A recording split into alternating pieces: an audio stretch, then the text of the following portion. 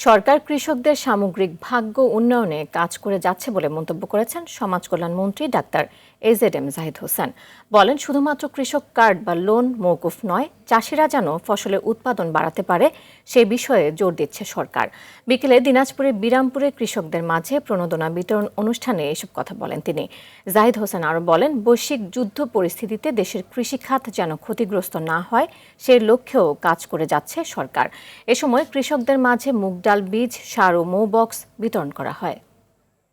বর্তমান সরকার কৃষকের সামগ্রিক ভাগ্য উন্নয়নের জন্য তাদের যে আমাদের যে কর্মসূচি সেটা কৃষকের কাছে যাতে যথাযথ পৌঁছে সেই জন্য আমরা উপজেলা নির্বাহী অফিসার সহ কৃষি কর্মকর্তা সহ এবং বিভিন্ন বিভাগের কর্মকর্তাদের সমন্বয়ে এবং আমাদের দলীয় নেতাকর্মীদের উপস্থিতিতে আমরা চাই যে এই কর্মসূচিটি ব্যাপকভাবে জনগণের কাছে এটা যদি প্রচারিত হয় তাহলে জনগণও বুঝতে পারবে তাদের কি অধিকার আছে, কৃষকের কি অধিকার আছে।